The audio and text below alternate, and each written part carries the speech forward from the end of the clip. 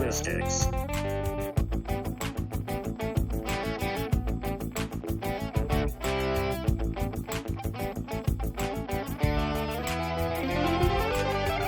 Welcome back, Florida Linguistics podcast listeners. This is the podcast for Wednesday, December 23rd, 2009. I'm Lee Ballard, grad student in linguistics at the University of Florida, and I'm here today with Evelyn Johnson. Miss Johnson is originally from South Carolina and has traveled all over the world without losing her southern accent. She's here to share her experiences and thoughts about language with us. What do you understand Southern English to be? How would you define Southern English? From people who live in the Deep South. And so would that be South Carolina and Georgia? Yes, South Carolina and Georgia. And probably Mississippi. And our website is called Florida Linguistics. Have you ever met anyone from Florida who speaks with the same accent that you do? I really don't know, but probably some of them do, and probably some don't. We have so many people from other places that live in Florida.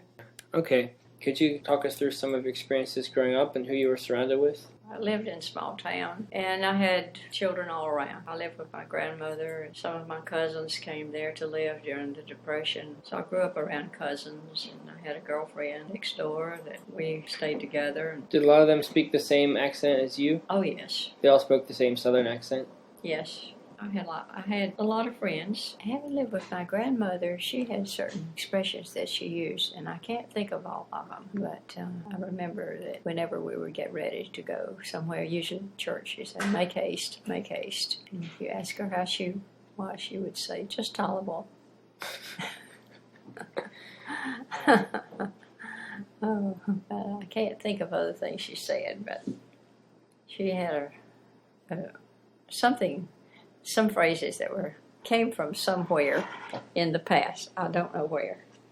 Maybe, I'm not sure her heritage, whether she came from England or her great-great-great-grandparents, where they came from. I don't know. I think my father his family came from, they were Scotch-Irish. It ended up in New Jersey, I think, came on down south. Yeah. And do you think there's one Southern accent, or would you break it up into states or other regions? Oh, I grew up in the Piedmont of South Carolina, and I think that it's probably the same in several states, Piedmont section. In the lower part of the state, they speak differently. They speak, I think, more African American, probably. I don't know. They speak different in Charleston, and they speak different in Virginia. And to me, it sounds similar. You mean Charleston and Virginia in particular? They sound similar? Yeah, in Virginia they speak differently. Sort of like that in Charleston. Yeah. Have you ever experienced any stigma or you feel like discrimination because you speak a certain way? Has it always been neutral, or have you ever gotten any benefit because you have a Southern accent? No, it's never been a problem for me. Other than sometimes with a group, people in the north, I feel a little self-conscious when I go visit my sister-in-law. Where do they live? Live in New York and New Hampshire. But I just make a joke of it. So I know you were a history teacher in the public schools and an English teacher. Did you encounter any African-American accents when you were teaching, or accents from other parts of the country? Oh, yes. What were they like, especially as an educator? They were different. For example, they would say when somebody died, they would say they passed. Yeah, who would say that? The black people. Yeah, The okay. ones who were black, and They passed. they passed. And they would say, I'm trying to think what they would say. The monitors in the hallway would say something different. I don't know. I can't remember what it was, whether it was passed or something, but I didn't know what they were talking about for a while. Yeah. Do you remember the Ebonics debate from California? I think it was in the mid-90s. There was this debate whether African-American English or Ebonics. Do you think it's a separate language, or is it the same as we speak, just another variation? Well, I'm not sure whether you would call it a separate language or not. Maybe. But I'm an advocate for one language in this country. One language makes a strong nation. That's one of the characteristics of a strong nation, is to have one language. Would you be in favor of all signs and things being in the English language and all forms being in English? What sort of implementation would you suggest for one language?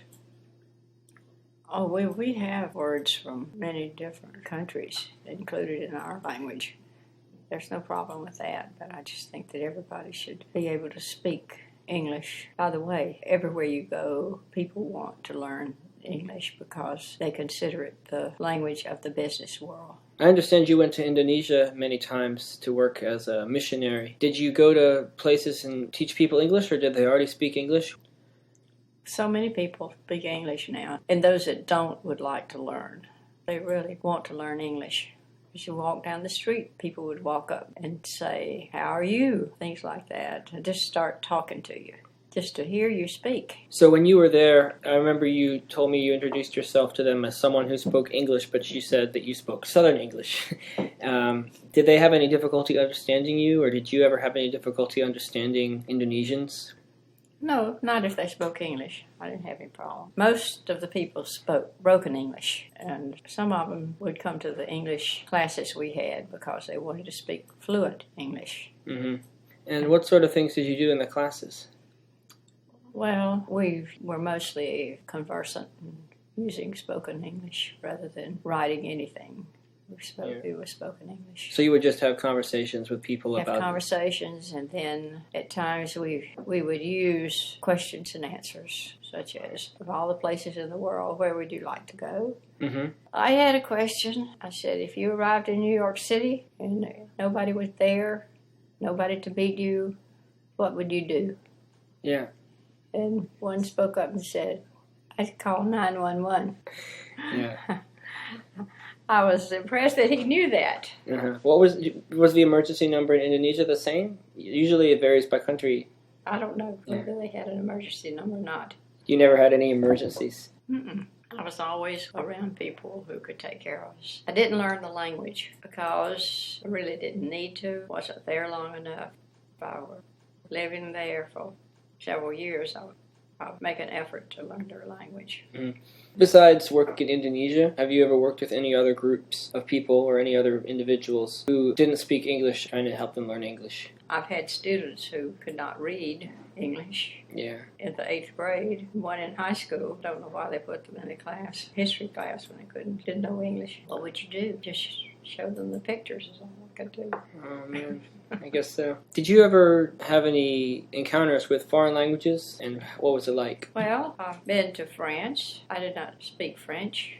My husband, Kenneth, said he wanted directions to someplace, and the man said, go down to Jean d'Arc. Yeah. Jean d'Arc. He said, Jean d'Arc, what's that? What's that? The man said, shame. Don't you know Jean d'Arc? Jean of Arc? Yeah. Was it a statue? Yeah. Okay. I understand you did some traveling back before the fall of the Berlin Wall. You traveled extensively on a family trip to Eastern Europe, where you went to East Germany and you went to Hungary, Czechoslovakia, Yugoslavia. I've been to many places, but there are not many places that you go in the world where they don't speak English. Mm-hmm.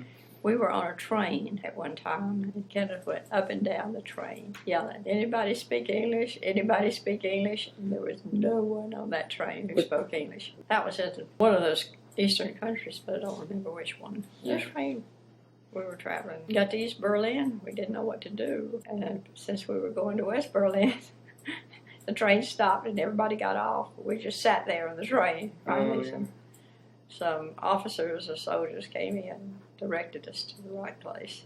Mm-hmm. Kenneth took a dictionary with him, German dictionary, and he would look up words. But some words you can understand anyway because they're similar to English words.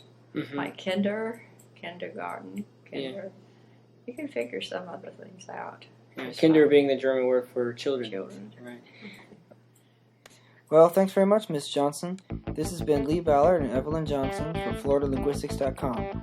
Please visit the website for an archive of the podcast episodes, general information on linguistics, and a way to get in touch. Thanks for listening, and see you again soon.